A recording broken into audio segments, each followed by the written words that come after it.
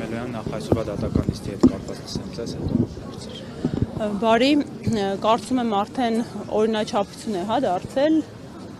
ու շատ վատ օրինաչափություն է դարձել մեր այստեղ գտնվելը։ Ես կուզեի արդեն չանդրադառնանք այդ հունիսյան դեպքին, հայտնի հայտարարությանը պարոն Կարապետյանի ընդամենը 1 րոպե անգամ չտևող հարցազրույցին, որտեղ մարդը շատ մեղմ դիրքորոշում է արտահայտում շատ կոպիտ իրադարձությունների վերաբերյալ ու դրա արդյունքում մարդը այս ապօրինի հակաիրավական գործողությունների արդյունքում անազատության մեջ է արդեն շուրջ 5 ամիս տևող ժամանակահատվածում։ Հիմա ես ուզում եմ անպայման լրատվամիջոցներին ներկայացնեմ վերջին Վճռաբեկ դատանի հայտնի միջադեպը։ Ինչ իրավիճակ ունենք։ Վճռաբեկ դատարանը Սամվել Կարապետյանի գործով պետք է որոշում կայացներ։ Որոշումը նոյեմբերի 13-ին հրապարակվում է։ Շուրջ 100 էջանոց որոշում է։ Դա նորմալ է, որովհետև նախադեպային պրակտիկան Վճռաբեկ դատարանի այդպիսին է, հաստափոր որոշումներ են լինում։ Հիմա վիճակագրություն եմ ներկայացնում։ Նոյեմբերի 13 ունենում ենք Վճռաբեկ դատանի որոշում։ Վճռաբեկ դատանի որոշումը նույն օրը ուղարկվում է դատախազություն։ Դատախազությունը ընդունում է որոշումը։ Դատախազությունը նույն օրը քննչական կոմիտե է ուղարկում որոշումը։ Քննչական կոմիտեն նույն օրը ընդունում է որոշումը։ Քննչական կոմիտեն նույն օրը մակագրում է որոշումը Սամվել Կարապետյանի գործով քննչական խմբի ղեկավարին։ Քննչական խմբի ղեկավարը նույն օրը հասցնում է այդ 100 էջանոց որոշմանը ծանոթանալ, Վճռաբեկ դատանի փաստական դիրքորոշումներին ծանոթանալ։ Քննչական մարմնի ղեկավարը նույն օրը դրա հիման վրա կազմում է որոշում։ Միջնորդություն է ներկայացնում դատարան։ Նույն օրը հերիք չի միջնորդությունը ներկայացում է, նույն օրը բերում է եւ մուտք անում դատարան մեր խցանումների պայմաններում, քննչական մարմնից հակակոռուպցիոն դատարան։ Սա ես անվանում եմ ֆարսաժային արդարադատություն։ Սամվել Կարապետյանի, ասեմ ավելին, ոչ միայն մեր երկրում նման նախադեպ չենք ունեցել, ամբողջ աշխարհում նման նախադեպ չկա։ Դա ֆորմուլա 1-ի արագությամբ արդարադատություն ասում այս ամենը շատ ծիծաղելի կլիներ, եթե այսքան զավեշտալի չլիներ։ Սամվել Կարապետյանի գործով եւս մեկ ռեկորդային ցուցանիշ ենք գրանցում։ Ինչ եմ ես իմ համար հատկապես ինչու է այսքան զավեշտ։ Այն մարդը, ով մեր դատաիրավական պրակտիկան ծանոթ է, ով գիտի այս գործընթացները, ինչքան ժամանակատար են։ Օրինակ, մի հատ տարական ամենապրիմիտիվ գործով մինչև դատական քննությունը ընթանում տարիներ են տևում մարդկանց մոտ։ Մենք ընդհանրապես մեր դատարանների ծանրաբեռնվածությունը դատական իշխանության լրջագույն խնդիրներից է։ Մեկ օրում այդքան գործընթաց կազմակերպելը ես թողում եմ հետևությունները ձեզ, այդ ոնց է ստացվել, որ կարողացել են այդ ամենը կազմակերպեն։ Եվս մեկ փաստական հանգամանք է, որ այս գործընթացը ծայրաստիճան քաղաքականացված է, որ այս գործընթացը ծայրաստիճան հետևողականորեն վերահսկվում է եւ որ այս գործընթացում թե դատական իշխանությանը, թե իրավապահ մարմիններին թույլ չեն տալիս իրականացնելու օրենքի տառին ոգուն համապատասխան աշխատանք։ Եվ կարծում եմ, տես մարդ չկա մեր երկրում, անկախ իր քաղաքական հայացքներից, եթե ինքը անգամ իշխանության համակիր է, իրենց բոլորիս համար հասկանալի է, որ Սամվել Կարապետյանը ապօրինի անազատության մեջ է, որովհետև կան վախեր, որովհետև Սամվել Կարապետյանը կանգնել է մեր եկեղեցուն ի աջակցություն, ես ասում եմ, անգամ վերջին իրադարձությունները ցույց են տալիս, որ այնուամենայնիվ եկեղեցին կարմիր գիծ է։ Վերջին Սուրբ Պատարագի իմիտացիաները իրենց սակավաքանակությամբ ցույց են տալիս, որ անգամ իշխանության ներկայացուցիչների, համակիրների համար կա անանցանելի գիծ, որովհետև մարդիկ աստվածավախ են, կան ինչ-որ երևույթներ, որոնց հետ կապված մարդիկ ունեն այդ մտավախությունը, որ չեն կարողանալու պատասխան տալի վերջո իրենց գործողությունների համար։ Հիմա ես համոզմունք ունեմ, որ այս դեպքում պարոն Կարապետյանը ոչ միայն որպես մեծանուն բարերար, այլ որպես հայ արժանապատիվ մարդ չէր կարող լուր մնալ։ Ու ասում եմ ավելին, եթե ինչ-որ գործողություն արված լիներ, նույն Սամվել Կարապետյանի դեպքում, սրբազան հայրերի դեպքում, այս դեպքում շատ կոռելացիան համադրելիությունը մեծ է Միքայել Սրբազանի գործով, որովհետև Միքայել Սրբազանն էլ կոնկրետ հայտարարությունների հետ կապված է, անազատության մեջ գտնվում։ Տեսեք, երբ որ մարդը ինչ որ հայտարարություն է անում, կոչ օրինակ որակում են դա մեր իշխանությունները հրապարակային կոչ, հա, բռնության ու գտնում են որ այդտեղ հանցավոր տարեր կար օրինակ մեր ձևով կմիջամտենք բառակապակցության մեջ այստեղ մեր ձևով կմասնակցենք ուղեցիք ինձ տեսեք պետք է քրեական օրենսգրքի մի փոքր տեսական ակնարկ անեմ երբ որպեսզի դա հանցավոր արարք համարվի պետք է լինի օբյեկտ օբյեկտիվ կողմ սուբյեկտիվ կողմ այսինքն մարդը այդ խոսքերին ուղղված ինչ որ գործողություններ պետք է հասցնի անել իսկ Սամվել Կարապետյանի քեզով հաջորդ այդ ֆարսաժային արագությունը կան մեր նրանում որ մարդը տալիս է հարցազրույցի հետքերով գործադիր իշխանության ղեկավարը կատարում է գրառման հետքերով իրավապահ մարմինները գնում են մարդուն բերման ենթարկելու շրջափակում են տունը տենց դիմակավորված հարձակում են գործում կարծես տենց մեծագույն ահաբեկ չէին հայտնաբերել ու մեր երկրում դա էլ է դարձել նորմալ օրինաչափություն հա եթե մարդը ունի ընդդիմադիր քաղաքական հայացքներ մարդու նկատմամբ օրինակ վերջի թարմ դեպքը հա երկու տղաների իմնեմնի ոդքասթի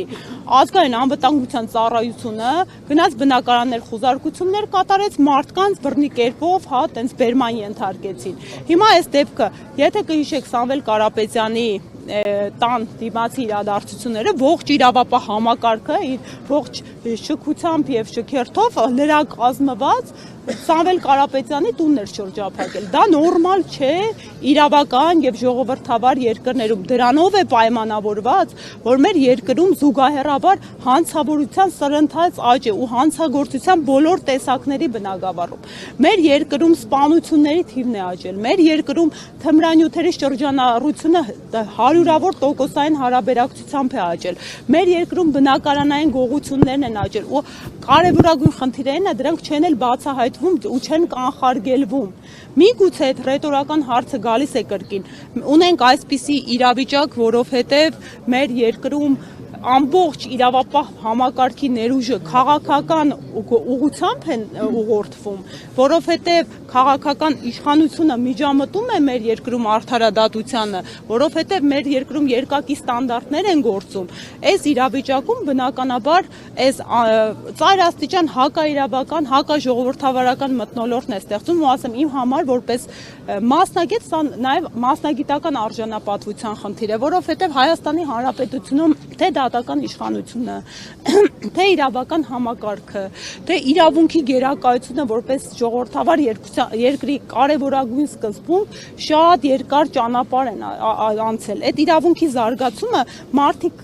քարի վրա դնելով, փոքրիկ քայլելով զարգացրել, կայացրել են։ Ու չի կարող մի իշխանությունը, մի քաղաքական ուժը գալ ու այսպիսի սրընթաց կերպով, այսպես բացահայտ, ակնհայտ ու կոպտորեն մի ամբողջ պետության կայացած համակարգ խաթարել։ Տիկին Մելոյան այսօր հետզհետքվեց լիցենզիայից, դուք նույնպես ներկայ եք հանձնաժողովի նիստերին, ինչ կասեք ձեզ համար դա կանխատեսելի է։ Այս հեծի հետ կապված բավականին ասելիք ունեմ ու այո պատահական չէ որ ներկայի նիստերին հանրային ծառայությունները կարգավորող հանձնաժողովի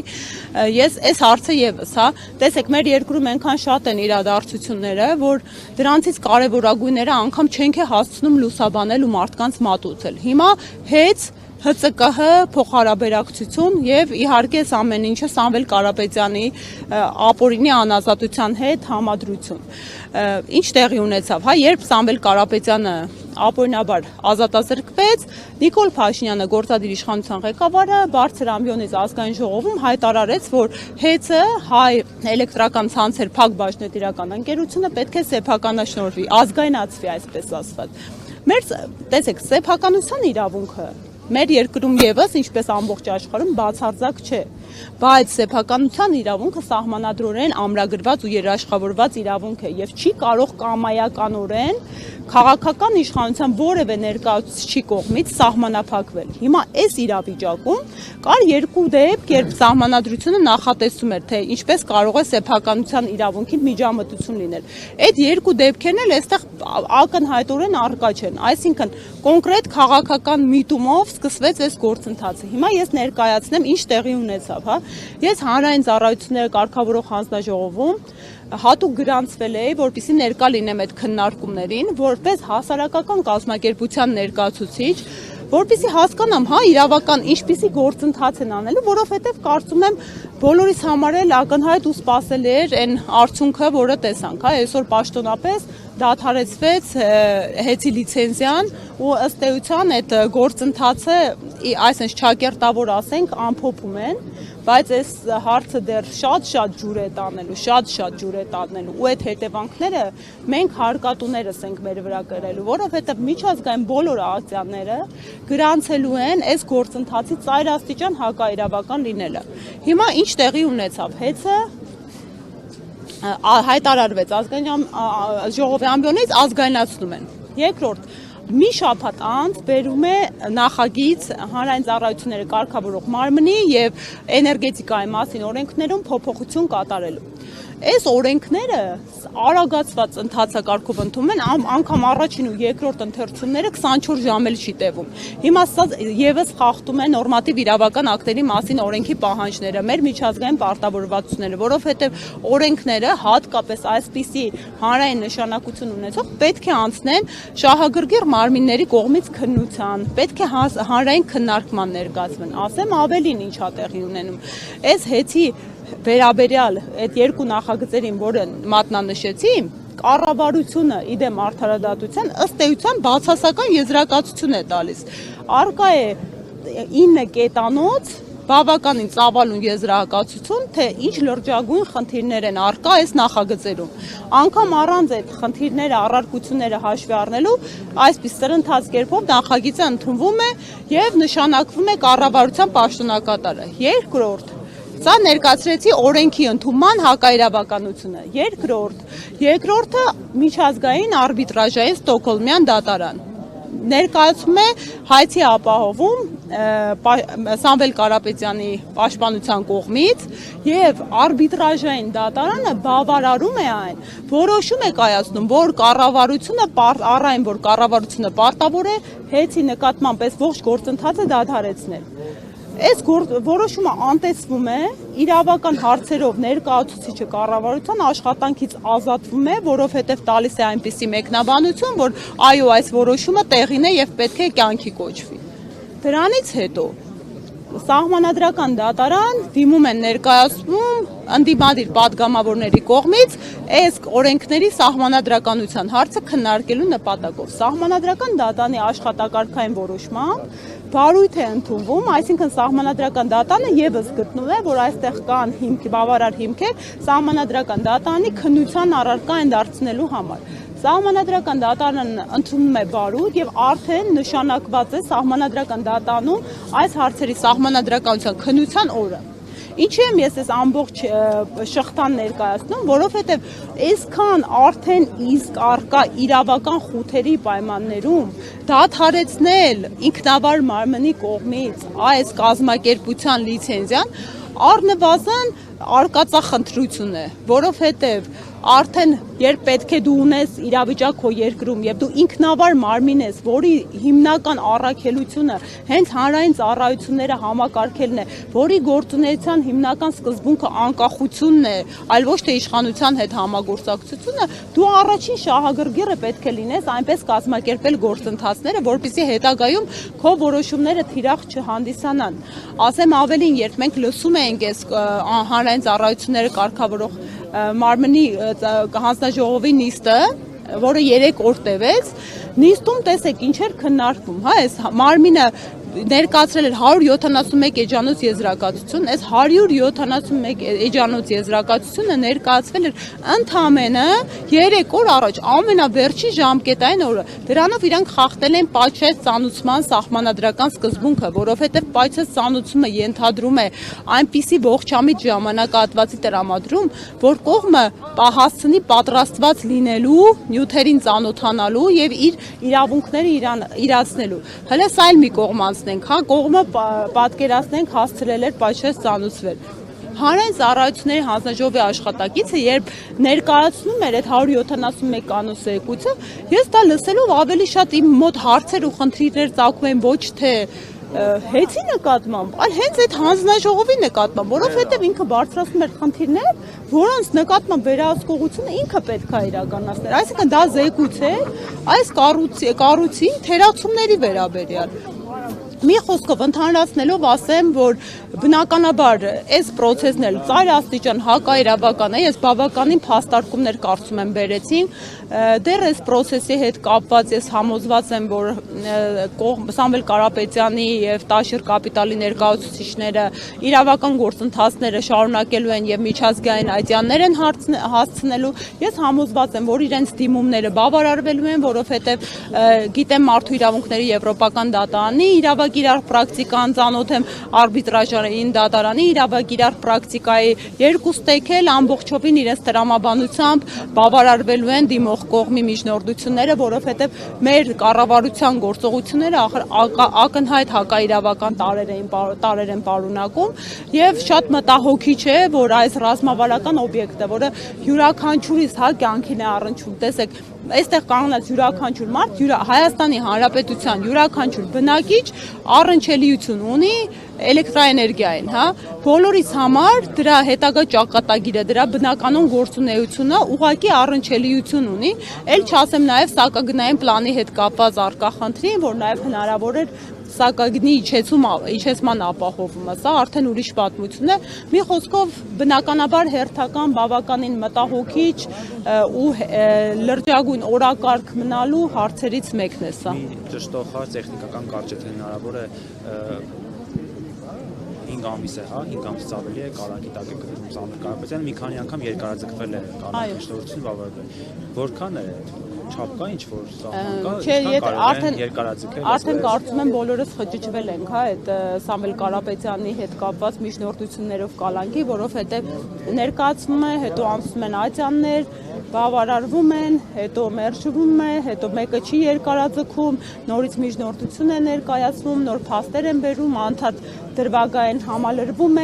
այնքան մի հատ sense, պատկերացեք, միայն քննչական խումբը 53 քննիչից է կազմված, ասեմ ավելին, համաշխարհային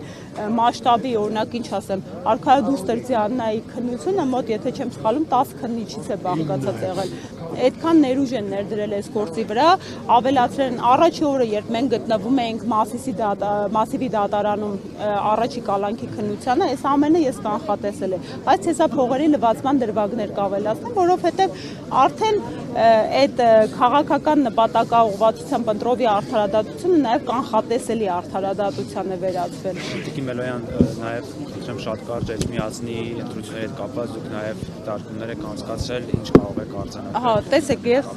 կցանկանայի հիմա դատանի բակում այդ հարցին ավելի մանրամասն չանդրադառնայի, կհրավիրեմ անպայման ամփոփիչ ասուլիս, որպես կհրավիրեմ ամփոփիչ ասուլիս, ընդհանուր դիտարկումներս հետևյալներն են, բնականաբար բավականին քանակապես շատ խախտումներ են արձանագրել, դրանց վերաբերյալ վերջնական գնահատական տալու համար ըստ տեղամասերի հիմա տեսակավորում ենք, տեսնենք արդյոք ինչ որ տեղամասի վրա կարող են էական ազդեցություն ունենային, եթե հետևել եք մեր կազմակերպությունը պարլամենտարիզմի զարգացման միջազգային կենտրոնը 3 on-line տալիս էր առաջին ձեռքից արդյունքները, ըստ էության 99.9%-ով ճշգրիտ համապատասխանեց ԿՀ-ի արդյունքներին, հիմա ընդգծեմ նաև, որ սրանք նախնական արդյունքներն են, հնարավոր է ըստ տեսակների ընտրախախտումների, ինչ որ տեղամասային կենտրոններում ԿՀ-ն որոշում կայացնի վերահաշվարկի կամ վերաքվեարկության, որը կարող է պատկեր փոխել։ Այնպես որ վերջնական ամփոփ կներկայացնենք խախտումների քանակը եւ տեսակը, բայց այնպիսի իրավիճակ չի եղել, որ ասեմ առաջին հայացքից, քանակական առումով կարողանալ էական ազդեցություն ունենալ նախնական արդյունքների վրա։